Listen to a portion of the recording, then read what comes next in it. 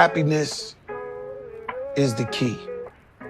Whatever makes you happy, if it's righteous, if it's not robbing nobody, hurting nobody, taking advantage of nobody, whatever makes you happy, do you. Because God gave you this life. We here one time. There's an expiration date. Straight up.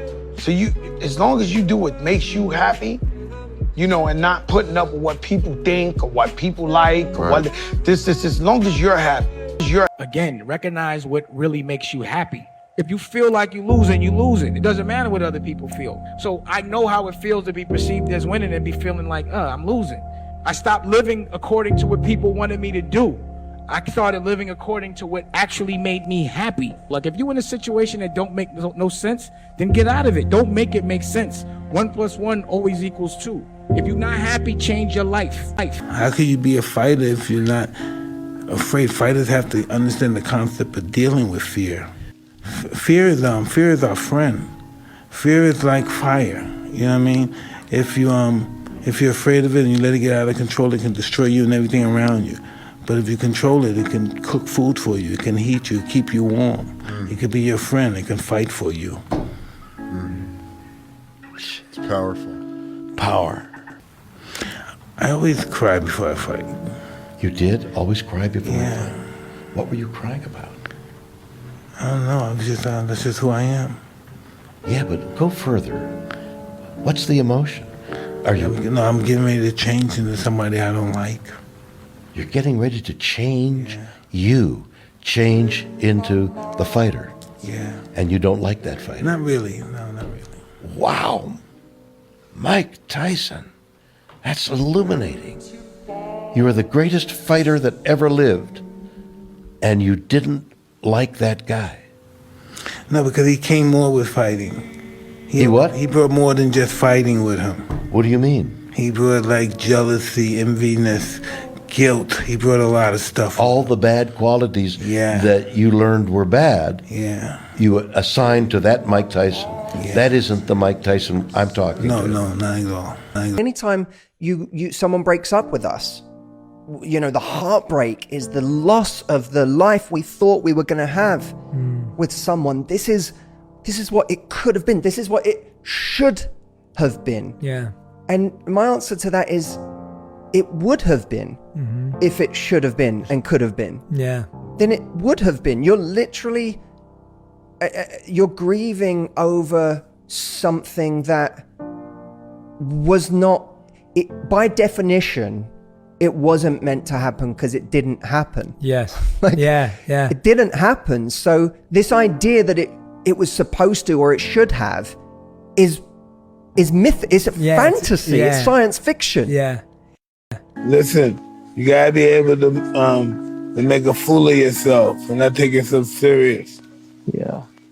That's a big part of success, That's right, part Mike? of my success. Everybody thinks I'm mean, shrewd, motherfucker. I'm a fucking clown. No, it's like you can't be afraid to get embarrassed or to fail, right, Mike? No, how can you get embarrassed? We're all gonna die and go somewhere. How you gonna embarrass me? Yeah. He's no better than me. This is what it is. Most of us, if not all of us, know the changes we must make or the things we must do in order to become successful or to reach the heights. Where it happens is we just don't do it. You know, I know I've got to get up at 8 a.m. in the morning. I get up at 9 a.m.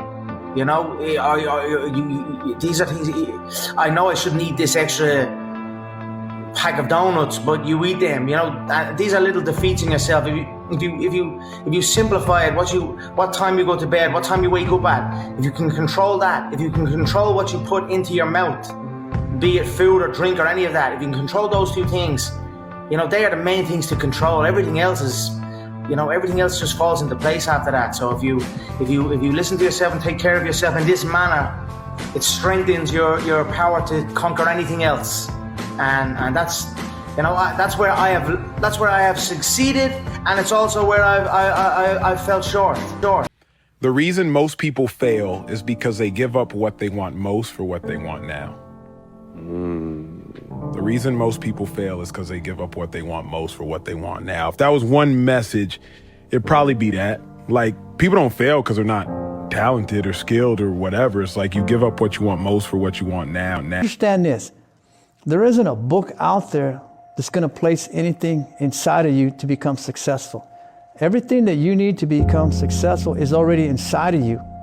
Your job is to release it. So I don't spend money on books that say, follow these 7 steps, because guess what? They're not going to work. You know, you already have it inside of you. Your job is to release it. So I always say, be careful who you listen to, what you're reading, and what's coming out of your mouth. You know, one of my greatest proverbs is life and death are in the power of the tongue.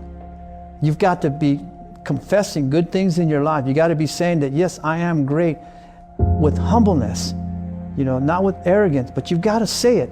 You know, you've got to be the first that believes in yourself before anyone else believes. Yeah, I've always said that, you know, it's great when somebody believes in you, but it's fantastic when you believe in yourself. And that's what's going to change your world. So your world. You know, there's a saying that I always say, if you focus on the things you have, you'll always have enough. If you focus on the things you don't have, you'll never have enough. People who treat other people bad really don't know who they are. They don't. Because if you know who you are, if you're comfortable in your own skin, I say being comfortable in your own movie, then you could just show that movie. But a lot of these people, they don't know who they are. They're so insecure that they have to act like they think who they are, and they want you to know who they are. So they have to overly compensate and become an asshole.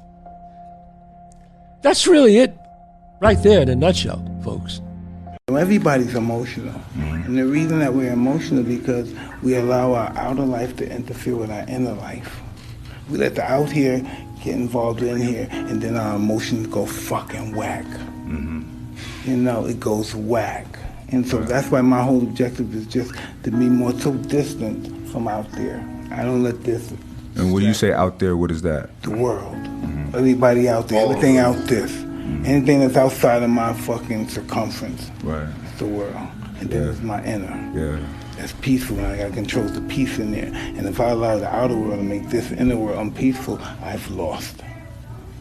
I might be in prison now. I might have a charge. Now anything can happen. Right. I know what it's like to be looking in the mirror and really not liking what I'm looking at.